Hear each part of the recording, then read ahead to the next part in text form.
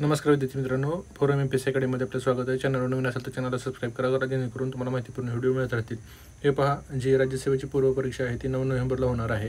त्यासाठी आपण काय करणार आहोत, तुमचे बरेच वेळा लोक विद्यार्थी फोन करून विचारत होते की काय करायचं। तर प्राचीन भारत आणि मध्ययुगीन भारत हे आणि आधुनिक भारत असे इतिहासामध्ये टोटल 15 क्वेश्चन येतात। हे लक्षात ठेवा, 15 क्वेश्चन येतात। तर ह्याच्यामध्ये निम्मा पोर्शन 8 ते 9 क्वेश्चन तुम्हाला प्राचीन आणि मध्ययुगीन भारतातून दिसतात।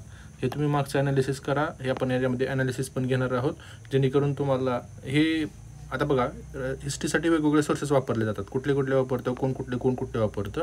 परंतु जे हे लुसेंटचं सामान्य ज्ञानचं पुस्तक आहे, ज्यामध्ये पहिले 50 पान आहेत, त्याच्या बाहेर तुम्हाला काहीही करण्याची गरज लागत नाही। यासाठी तुम्ही हे पुस्तक समोर ठेवा आणि जर तुम्ही माठीपाकचे जे PYQ आहेत ना, ते बघा।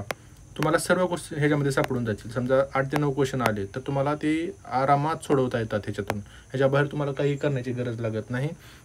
आणि ह्यातून आपण हे घेताना ना, तर PYQ पण घेऊयात सोबत, म्हणजे PYQ पण घेऊयात। तर तुम्हाला काय वाटतंय तर कमेंट करा। आपण हे आपल्या ॲप्लिकेशनला घेणार आहोत आणि त्यासाठीचा जो पहिला व्हिडिओ आहे हे तुम्हाला आज संध्याकाळपर्यंत मिळून जाईल। तुम्हाला काय वाटतंय ते कमेंट करा। भेटूयात पुढच्या टॉपिक।